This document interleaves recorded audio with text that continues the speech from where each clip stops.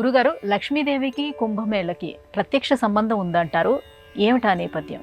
లక్ష్మీదేవి చెంచల అని ఆవిడికి పేరు. చెంచల అంటే ఒక చోట స్థిరంగా ఉండదు.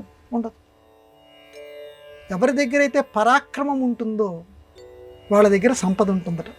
పరాక్రమం అంటే యుద్ధంలో ఒకరిని ఓడించేటువంటి తత్వం అనే ఒక అర్థం ఉంది. పరాక్రమం అని అంటే ఇతరుల మనస్సుని, ఆక్రమం, ఇతరుల మనస్సుని ఆక్రమించేటువంటి విద్య, మాటలు. ఇలా ఎవరు చెప్పగలరో అంటే లౌకికత్వం అని ఈరోజు మనం చెప్తున్నాం చూడండి, వాళ్ళ దగ్గర కూడా సంపద ఉంటుందట, పరాక్రమం. రాక్షసులు ఒకానొక సమయంలో దేవతల మీద పరాక్రమం చేశారు కాబట్టి వాళ్ళ దగ్గరికి వెళ్ళిపోయింది సంపద. అప్పుడు కానీ ఆవిడ మంచి వాళ్ళ వైపే ఉండాలని కోరుకుంటుంటుంది. ఇంద్రుడు మళ్ళీ తన గురించి తపస్సు చేస్తే లక్ష్మీదేవి ప్రత్యక్షమై చెప్పింది, నాయన నీ సంపద మళ్ళీ నీకు తిరిగి అందచేస్తా నేను.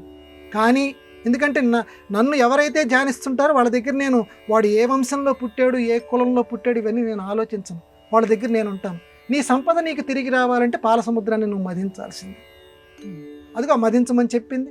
ఆ మదించటంలో ఆ అమృత కలశాన్ని ధన్వంతరి పట్టుకున్నాడు. ఆ అమృత కలశాన్ని పట్టుకున్నప్పుడు ఆ 4 ప్రదేశాల్లో అమృత బిందువులు పడ్డాయి. భారతదేశంలో మనం చెప్పుకున్నాం, ఉజ్జయిని, ప్రయాగ, హరిద్వార్, నాసికా, త్రయంబకం. ఇక్కడ ఈ 4 చోట్లలో పడినటువంటి ప్రదేశాల్లో ఈ అమృత బిందువులు పడ్డాయి. కాబట్టి ఈ అమృత బిందువులు పడటానికి మూలకారకురాలు లక్ష్మీదేవి. ఎందుకంటే ఇంద్రుడికి ఆ సలహా గనక ఆవిడ ఇవ్వకపోతే, ఈ అమృత ఉద్భవం చెయ్యాలి, అమృతం కోసం శ్రమపడాలి అనేటువంటి భావన ఇంద్రుడికి వచ్చేది కాదు. కాబట్టి మనకి సంపద రావాలి. ఈ కథలో మనం తెలుసుకోవాల్సింది ఇప్పుడు ఈరోజు కుంభమేళా మనం జరుపుకుంటున్నాం కాబట్టి ఈ కుంభమేళాకి మూలకారకురాలు లక్ష్మీదేవి. అమృత బిందువులు లోకంలో స్రవించటానికి, లోకంలో ఈ నదులన్నిటినీ పునీతం చేయటానికి మూలకారకురాలు లక్ష్మీదేవి. కాబట్టి ఈ కథలో మనం ఈనాటికి మనం అన్వయం చేసుకోవాలి అని అంటే అర్థం ఏంటంటే, ఇక్కడ అంతర్యాన్ని మనం గ్రహించాలి అని అంటే, ఎవరైతే నిశ్చలంగా లక్ష్మీదేవి యొక్క ఆరాధన చేస్తారో,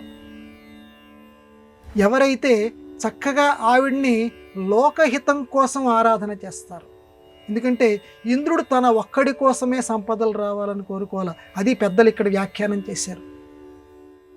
ఆ ధన్వంతరి ఆ అమృత కలశాన్ని పట్టుకొని బయటికి రావటం వల్ల, ఆ అమృత బిందువులు ఈ ప్రయాగ మొదలైనటువంటి 4 ప్రదేశాల్లో పడటం వల్ల ఈరోజు మనం చక్కగా కుంభమేళాని మనం జరుపుకుంటున్నాం. అంటే లోకంలో ఎప్పుడూ కూడా తన స్వార్థాన్ని ఎప్పుడూ చూసుకునేటువంటి వాడిని దేవతలు ఆమోదించరు.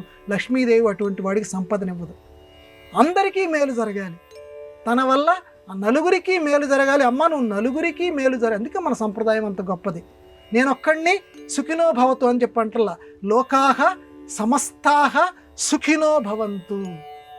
ఏ మంత్రం చదివినండి, ఏ సంప్రదాయం చూడండి, ఇదే పదం అంటుంది. అందుకే మన సంప్రదాయం అంత గొప్పది, మన ధర్మం అంత గొప్పది. అందరూ బాగుండాలి. అమృత బిందువులు ఈ ప్రయాగం, అందుకని ఈ త్రివేణి సంగమం మామూలు తక్కువ. అందుకనే ఈ కుంభమేళా జరుగుతున్నటువంటి ఈ 40 రోజుల్లో ఆ పేరుని, గంగా అనే పేరుని స్మరించుకుంటే చాలట. పూర్వకాలం చెప్పారు, గంగమ్మలో మునిగితే ఎంత పుణ్యం వస్తుందో అంత పుణ్యం కలగచేస్తుందని. అలాగే ఈ కుంభమేళా జరుగుతున్నటువంటి ఈ 40 రోజుల్లో ఆ 4ంటిలోనూ ప్రయాగని బాగా తలుచుకోమన్నారు.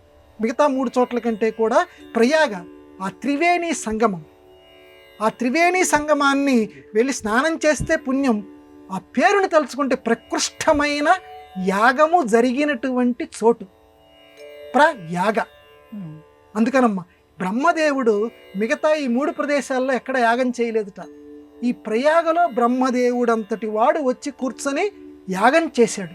అందుకే దాన్ని ప్రయాగ అన్నారు.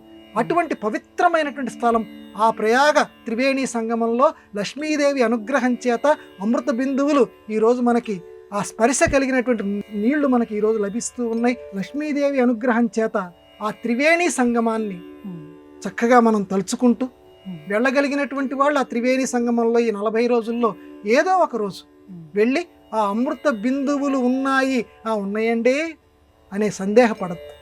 సందేహాత్మ వినశ్యతి సంప్రదాయం చెప్పింది కాబట్టి ఉన్నాయి అని నమ్ముతూ చక్కగా స్నానం చేసి వెళ్ళనేటువంటి వాళ్ళు మనసులోకి తెచ్చుకొని ఆ త్రివేణీ సంగమ స్నాన ఫలితాన్ని, కుంభమేళా ఫలితాన్ని పొందెదరుగాక.